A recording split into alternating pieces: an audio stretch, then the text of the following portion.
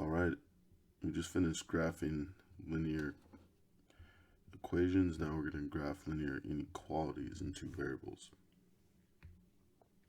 So, a linear inequality in two variables looks like a linear equation, except instead of an equal sign, we're going to have an inequality symbol, right? Like a less than, or greater than, or less than or equal to, or greater than or equal to, okay? So if you notice, this is just like standard form for an equation, except instead of an equal sign there, we have an inequality. All right, so it'll look very similar to an equation, but it's going to have an inequality. All right, so when we're graphing a linear inequality, what we want to do is, just like with an equation, we want to get it to slope-intercept form. Okay, so we're going to solve for y. All right, just like the inequality was an equal sign. So we're going to isolate the y.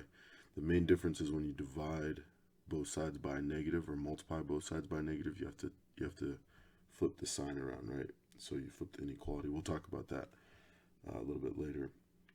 But that's the main difference in solving inequalities. Other than that, pretty much we do the same thing that we do with equations. All right. So once we get it to slope-intercept form, then we're going to graph the line. All right. If we have a greater than, then we're going to shade the region above the line. All right. If we have a less than, then we're going to shade the region below the line. Okay. And then the equal part is the line itself.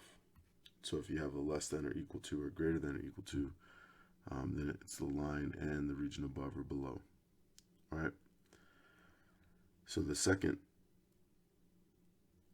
point here is if we have an inequality where there's only an x, so like x is greater than or less than a constant, remember that's a vertical line, right?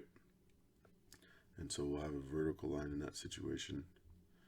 And if we have a greater than, that's going to be to the right, right? Just because all the numbers greater than x are to the right of x. The equal is the line itself, so if we have or equal to, then it's going to be the line itself included. And if it's a less than, it's going to be to the left. All right, and as you might imagine, for a horizontal line, same thing, right? If we have only y, then we're going to have a horizontal line, right? If it's greater than, it'll be above. If it's less than, it'll be below. And equal to is the line itself. All right. So then the next thing, if the inequality is or equal to, we use a solid line. Okay.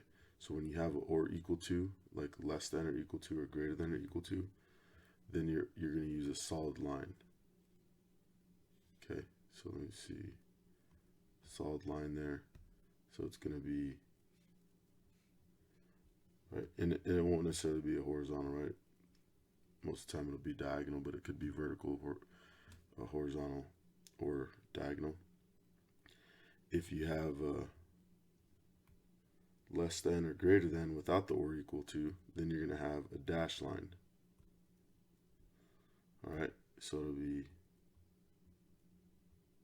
something like that. Okay. All right, so those are some things to remember. And other than that, it's going to be very similar to what we've done. All right, so here's a question that doesn't involve graphing necessarily, although you could graph and check. But this is one where we can kind of just use some algebra or some calculation skills, computation skills. So number 5 says determine which of the points following each inequality satisfy that inequality. So we're given an inequality here. Y is greater than or equal to negative 2x plus 5. And we're asked to see if these points satisfy that inequality, right? Or which of the points do. So in order to figure that out, I could just plug in the points, right? I have an x and a y. So I'm just going to plug those in. So I'm going to plug in 0 for y in this case. And I want to see, is 0 greater than or equal to negative 2 multiplied by 3 plus 5, right? So I'm plugging in the y and the x. All right, and we'll just see if it works out. So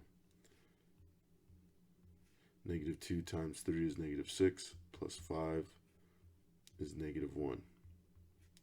So 0 is greater than or equal to negative 1. Is that true? Yes, it is. So which of the points satisfy? To answer the question, 3 comma 0 does, right? Or 3, 0. So let's check to see if 1, 3 does. So I'm going to plug in 3 for y, right? And 1 for x. All right, and then I'll just do the math. Negative 2 times 1 is negative 2, plus 5 is 3. Is 3 greater than or equal to 3?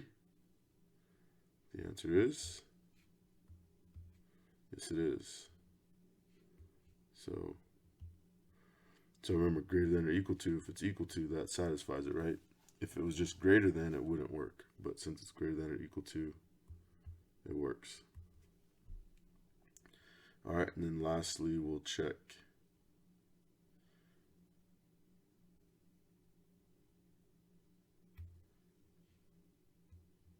this point, right? So I'm going to plug in 5 for y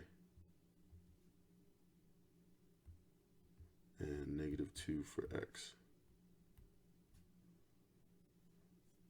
All right, and negative 2 times negative 2 is positive 4 plus 5. That equals 9. So is 5 greater than or equal to 9? The answer is nope. So that means it's just the first two, okay? So that's how you check those. You plug in your x and your y, and you just see if the inequality comes out true or false.